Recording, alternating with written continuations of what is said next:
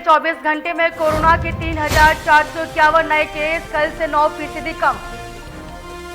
तजिंदर बग्गा को राहत, हाईकोर्ट ने पंजाब सरकार से कहा अगली सुनवाई तक ना हो कोई दंडात्मक कार्रवाई। उद्धव ठाकरे की रैली के पोस्टर से शिवसेना का राज ठाकरे पर निशाना, असली आ रहे नकली से सावधान। मनीष सिसोदिया का बीजेपी पर वार, कहा पार्टी गुंडे को बचाने में लगी रही। जम्मू कश्मीर के कुलगांव में आतंकियों से जारी है एनकाउंटर, आतंकियों ने की फायरिंग। नमस्कार, आप देख रहे हैं लोकमंच न्यूज और मैं आपके साथ प्रियंका राजपूत। बात करेंगे इंदौर की। इंदौर में लड़की से एक तरफा प्यार में अंधा हो चुका संजय उर्फ शुभम दीक्षित हाथ पैर टूटे हुए हालात में पुलिस के पास पहुंचा। ये वही सिरफिरा आशिक है जिसके कारण 7 लोगों की जलने से मौत हो गई और 5 लोग घायल होकर जिंदगी और मौत से संघर्ष लड़ रहे हैं। कल सुबह सामने आई डैला देने वाली घटनाक्रम ने शहर ही नहीं देश भर को लोगों को हिलाकर रख दिया था। पुलिस की माने तो आरोपी को इंदौर के ही लोहा मंडी क्षेत्र से पकड़ा गया है, जहां ये पुलिस को देखकर भाग रहा था, तभी गिरने से घायल हो गया। एक के बाद एक लगातार इस मामले में कई चौंकाने वाले खुलासे हुए हैं। फिलहाल इसका एमवाय अस्पताल में उपचार जारी है। आपको बता दें कि इंदौर की स्वर्णबाग कॉलोनी की मल्टी में लगाने वाले मुख्य आरोपी संजय उर्फ शुभम दीक्षित को पुलिस ने गिरफ्तार कर लिया है।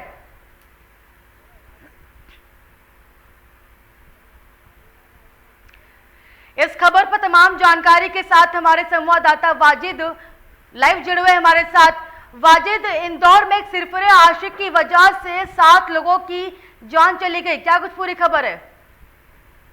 जी प्रियंका, बिल्कुल मैं आपको बताना चाहूंगा, ये मामला इंदौर के स्वर्णबाग कॉलोनी का है। और अगर हम थाना क्षेत्र की बात करें तो ये विजयनगर थाना क्षेत्र का, जहां कल अल सुबह एक 2 मंजिला मकान में आग लग गई थी, जो बहुत ही भयंकर रूप से लगी थी, जिसके अंदर 7 लोगों की मौके पर ही मौत हो गई थी, तो वहां कई अन्य लोग घायल भी हो गए थे।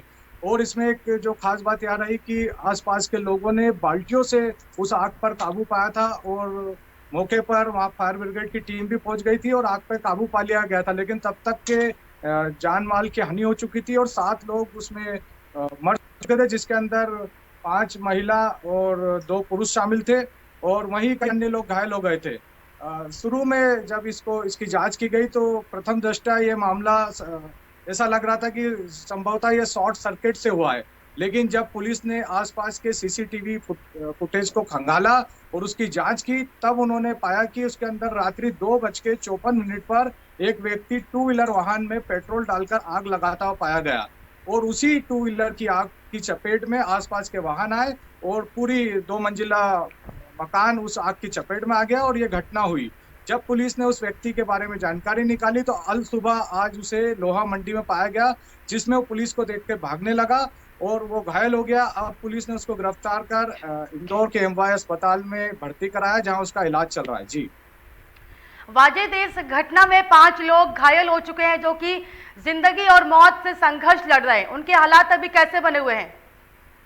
जी बिल्कुल, मैं आपको बताना चाहूंगा, उनके हालात भी अभी बेहतर नहीं है। उसमें अभी हो सकता है कि संभवतः ईश्वर ना करे उसमें कुछ लोगों की और भी जाने जा सकती है। लेकिन अभी प्रशासन ने और खास तौर पर इंदौर के मंत्री ने यह बयान दिया है कि हम प्रशासन की ओर से उनका पूरे इलाज का खर्च उठाएंगे और उनका इलाज करेंगे और उनकी पूरी जान बचाने की कोशिश की जा रही है। और जो उसमें इस पूरे मामले में जो लोग बच गए हैं, उन्होंने भी अपनी अपनी दास्तां ये सब बताई है मीडिया को भी और पुलिस को भी। जी वाजिद, ये भी बताया जा रहा है कि आरोपी को पकड़ने के लिए 30,000 रुपए का इनाम घोषित किया गया था। जी बिल्कुल, जब ये सीसीटीवी फुटेज को खंगाला गया और फॉरेंसिक जांच की गई और इस व्यक्ति की पहचान हुई, उसके बाद इसको पकड़ने के लिए पुलिस ने इनाम भी घोषित किया। लेकिन अल सुबह लोहा मंडी में पुलिस के हाथ तो खुद ही चढ़ गया और पुलिस ने उसका पीछा करा और उसमें वो घायल भी हो गया। अब पुलिस इस पूरे मामले की जांच कर रही है और उसको इलाज के बाद उसको लॉकअप में डाला जाएगा और उसको जो भी कानूनी रूप से सजा का प्रावधान है वो दिया जाएगा। जी वाजिद, ये भी बताया जा रहा है कि जो आरोपी युवक है वो युवती के घर पर किराएदार के रूप में रहा करता था, जहां एक तरफा प्यार के चलते युवक ने इस घटना को अंजाम दिया। जी बिल्कुल, मैं इस मामले की बात करें तो ये पूरा मामला एक तरफा प्यार का मामला था, जिससे वो युवती को परेशान किया करता था। लेकिन ये युवती के घर में नहीं रह के उस मल्टी में कई लोग किराएदार रहा करते थे। उसी मकान में ये भी किसी समय में किराएदार रहा करता था, और उस समय एक तरफा प्यार का मामला सामने आया था। और जब ये घटना हुई तो वो युवती से मिलने गया था, और युवती से हो सकता है कि संभवतः उसकी कुछ कहा सुनी हो गई। उसी को लेकर उसने युवती की ही टू व्हीलर को आग लगाई थी, और उसी आग की चपेट में अन्य वाहन आ गए, और फिर पूरी 2 मंजिला वाहन आ गया। ये पूरा मामला एक तरफा प्यार का था, और उसी एक तरफा प्यार में अंधा होकर उसने यह कृत्य किया है। अभी पुलिस ने उसके बयान लेना बाकी है। पुलिस उसका बयान लेगी तो पूरे मामले में और कई खुलासे होना बाकी है। वाजिद, अगर बात करें किन धाराओं में ये मुकदमा दर्ज किया गया है?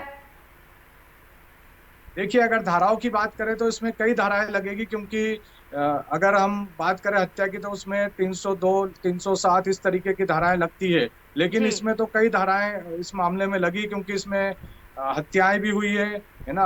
अब ये मामला क्योंकि बहुत ही गंभीर रूप से सामने आया है, जिसमें कई लोगों की मौत हो गई, जिसमें 7 लोगों की मौत होना एक बहुत बड़ी बात है, और जी। कई लोग घायल हुए हैं, और जान माल की भी हानि हुई है। इसमें कई नुकसान भी हुआ है, लोगों का पूरे घर जले, कईयों के अरमान जले, कई बच्चों की उसमें शादी होने वाली थी वो तक जल गए। और अगर हम बात करें तो परिवार में एक ही सदस्य बचा है, कई परिवार का पूरा परिवार की परिवार जल गए। अभी हमने उनसे बात की तो उन्होंने बताया कि अब मैं अकेला भी जी के क्या करूंगा। और इस तरीके से घटना है, तो इतना बड़ा जब मामला होता है तो मुझे लगता है कि इसमें जो कानून के विशेषज्ञ है वो इसमें इनके ऊपर क्या कार्रवाई करेंगे, और विशेषज्ञ से राय लेके ही और ये बात पूरी कोर्ट में ही सामने आएगी कि उनके ऊपर क्या धाराएं लगाई जाएगी।